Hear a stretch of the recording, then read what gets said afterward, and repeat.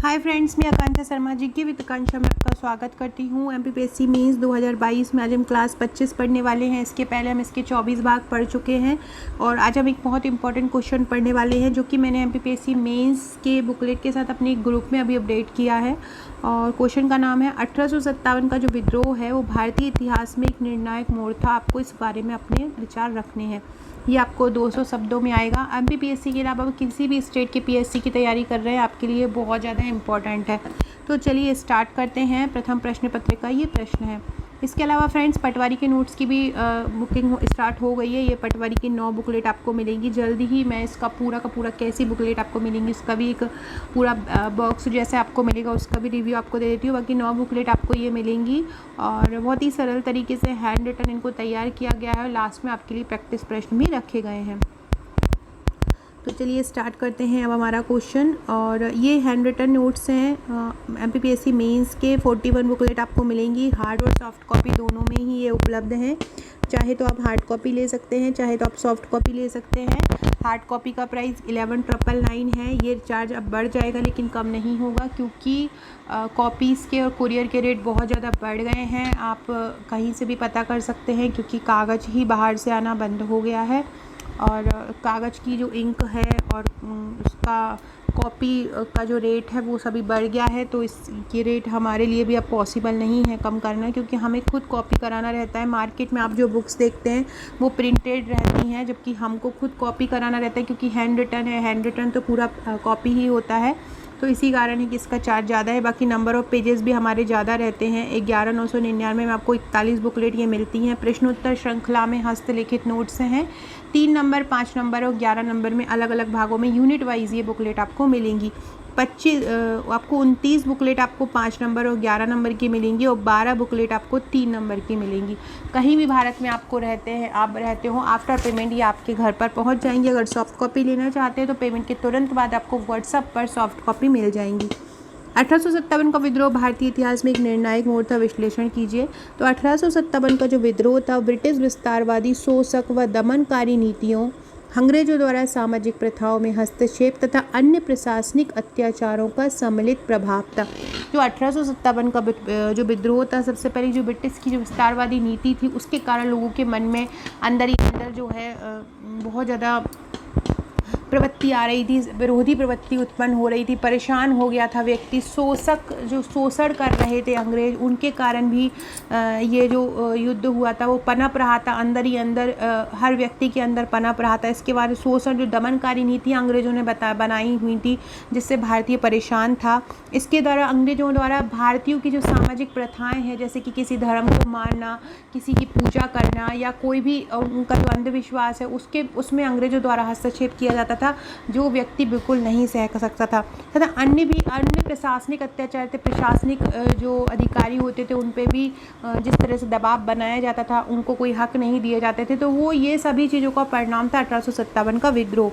Lord Dalhousie की विलय की नीति तथा वेलेजली की सहायक संधि से जनता में बहुत असंतोष था। इसके अलावा लॉर्ड डलहौजी ने जो विलय की नीति अपनाई थी, हड़प की नीति, जो हड़प कर लेना कोई भी राज्य है जैसे कि झांसी को, सतारा को और भी मोस्टली राज्यों को मिलाया था। हड़प की नीति, कोई बारिश नहीं है तो हड़प की नीति से मिला लिया। तो ये जो विलय की नीति थी ये इससे भी जनता बहुत ज़्यादा आक्रोशित थी। उसके अलावा वेलेजली की जो सहायक संधि थी, सहायक संधि वेलेजली ने लाया कि अगर हम आपको सैनिक देंगे, आप हमारा राज हमें दो। तो ये जो वेलेजली की सहायक संधि थी इससे भी जनता बहुत आक्रोशित थी। इन कारणों से स्थानीय शासकों, सिपाहियों, जमींदारों, किसानों, कारीगरों, व्यापारियों और धार्मिक नेताओं को प्रतिकूल रूप से प्रभावित किया था। विद्रोह का मूल्यांकन अब हम करते हैं कि किस प्रकार था। सबसे पहले हम संगठित विद्रोह के बारे में पढ़ रहे हैं। विद्रोह में संगठित विद्रोह के बारे में कि बहादुर शाह ने प्रारंभिक हिचकिचाहट के बाद सभी भारतीय शासकों और राज्य प्रमुखों को खत लिखकर उन्हें अंग्रेज हुकूमत से लड़ने और उसे हटाने के लिए भारतीय राज्यों का एक महासंघ बनाने का आग्रह किया। संगठित विद्रोह मतलब कहा गया, इसको क्यों कहा गया? तो ये बहादुर शाह ने सबको एक संगठित होने के लिए बोला गया।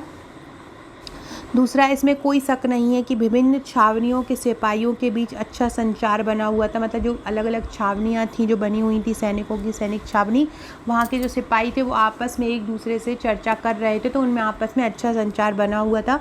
जब 7वीं नियमित घुड़सवार ने मई के आरंभ में नए कारतूसों का इस्तेमाल करने से इनकार कर दिया, तो उन्होंने 48 नेटिव इन्फेंट्री को लिखा कि हमने अपने धर्म की रक्षा के लिए यह फैसला लिया है और 48 की नेटिव इन्फेंट्री के हुक्म का इंतज़ार कर रहे हैं।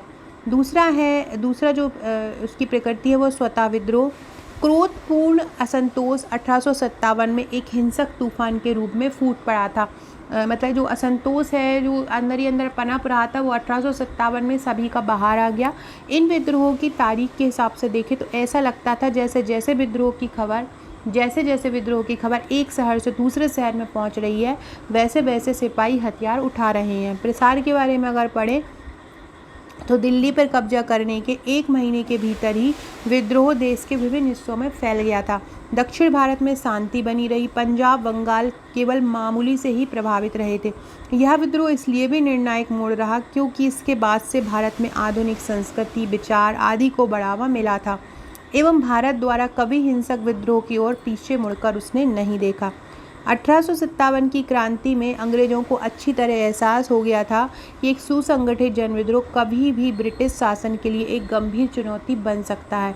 1857 की क्रांति ने अंग्रेजों को यह एहसास दिला दिया था कि अगर भारतीय संगठित हो गए थे तो ये जो जन विद्रोह अगर सुसंगठित हो जाता तो ये कभी भी ब्रिटिश शासन के लिए एक चुनौती बन सकता। दोबारा ऐसी बड़ी घटना ना हो इसके लिए ब्रिटिश नीतियों ने बड़े बदलाव किए गए थे, जैसे कि सेना का पुनर्गठन। अतः कहा जा सकता है कि 1857 की क्रांति भारत में ब्रिटिश शासन के लिए एक बड़ा झटका था और इसने आने वाले वर्षों में राष्ट्रीय आंदोलन को प्रेरित किया। तो ये अगर क्वेश्चन इस तरह का भी आता है कि ये समझाइए कि इसने आगे आने वाले राष्ट्रीय आंदोलन को प्रेरित किया, तो भी आप इसका आंसर यही लिख सकते हैं। एक आंसर से उससे मिलते जुलते आप कई आंसर को फ्रेम कर सकते हैं और ज़रूरी नहीं है कि यही क्वेश्चन है तो यही आंसर लिखना है। इसमें आपके कई आंसर छुपे हुए होते हैं 1857 से संबंधित, तो कोई भी क्वेश्चन रहता है तो आप उसको इस तरह से फ्रेम कर सकते हैं। तो इस प्रकार से ये हमने अपना आंसर किया। अब 11 नंबर में अगर ये क्वेश्चन आता है तो आप इसको लिख सकते हैं कि 1857 की क्रांति भारतीय इतिहास में एक निर्णायक मोड़ था, विश्लेषण कीजिए। 1857 का विद्रोह भारतीय इतिहास में एक निर्णायक मोड़ था, विश्लेषण कीजिए। तो फ्रेंड्स ये था हमारा आज का क्वेश्चन। ऐसे ही और क्वेश्चन के लिए चैनल को सब्सक्राइब कीजिए। डिस्क्रिप्शन बॉक्स में आपको हमारे व्हाट्सएप, टेलीग्राम, फेसबुक, इंस्टा की लिंक मिल जाएगी, ज्वाइन कर लीजिएगा। Okay friends, thank you.